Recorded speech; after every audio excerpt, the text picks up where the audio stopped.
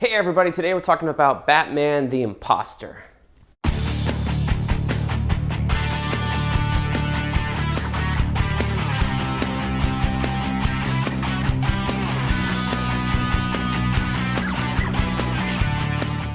Hey everybody, welcome back to BK's Bullets. As always, I'm your host, Brent, and today we're talking about Batman the Imposter. This is by Mattson Tomlin. I wanted to say Mattinson Tomlin, or Tomlinson, but that's not his name. And Andrea Sorrentino, colors by Jordi Belair. Now, we have to address the elephant in the room since we are going through this thing with the DC cover artist, and Andrea Sorrentino was accused of this also.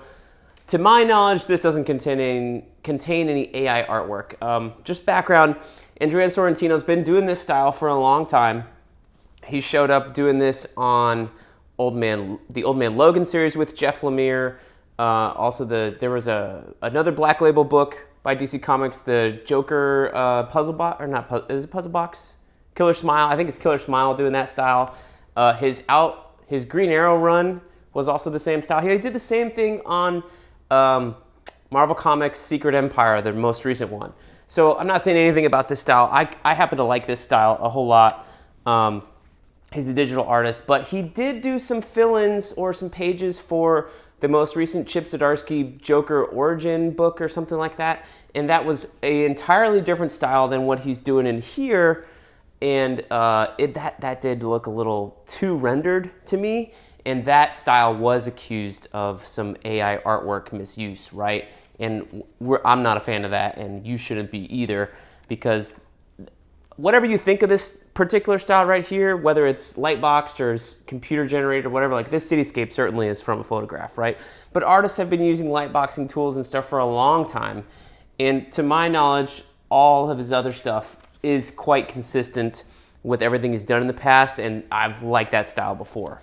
So, in terms of Batman the Imposter, Andrea Sorrentino, a fine artist. You know, I like it.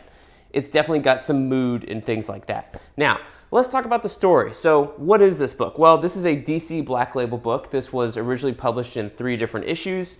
Most of these Black Label books, at least the first wave or 3 or so, seem to be 3 issues. Like you had Harleen be 3 issues. You had, what's the ones behind me? Batman Damned, 3 issues, Wonder Woman Dead Earth, Superman Year One. They were all 3-issue arcs, and that seems to be the way they were doing it, right? I just got another one, The Jock, One Long Night. That's 3 issues. So 3 issues, but they were all like double-sized, right? So call it 6. This is a trade paperback. There is a hardcover out there also, but this is basically a tale of Batman fighting an imposter early in his career. And it's not really set within the main DC continuity. It shouldn't be. But the main difference here is that you have in the first storyline here, Bruce Wayne kind of pushing Alfred away, which seems like a more realistic thing. He's talking to Leslie Tompkins, his psychiatrist, and you see Alfred like kind of give up on Bruce early on before he gets sent to boarding school, and Alfred he's a butler, right? And he goes, "I'm not made for this. I'm not a nanny. I'm a butler, damn it." And to me, like, that's a pretty realistic response. Even if you'd only been working there at this place for a couple of years or something like that, and these parents died and then they left you in charge of their kid, you'd be like, I don't really know, like, am I a member of the family? Now, obviously, in the main Batman continuity, Alfred was like treated like a member of the family, did raise Bruce on his own, had much more of a sense of responsibility. This Alfred shoves him off. We never see that character again because, again, that Alfred, kind of an asshole. But anyway, you have the main conceit here is that Batman is meeting with Leslie Tompkins, and she makes him promise to come see her every day at dawn after he's been out being Batman so that he can process whatever he's doing and work through his trauma and things like that. So it's her taking a responsibility about how to handle Batman. At the same time, you have another guy dressing up as Batman going out and killing criminals. And it's mainly criminals who recently got let loose after Batman discovered some judges were doing some heinous shit, and therefore all of the cases and stuff that they worked on got overturned. So these are the criminals that are being kind of murdered by this imposter Batman.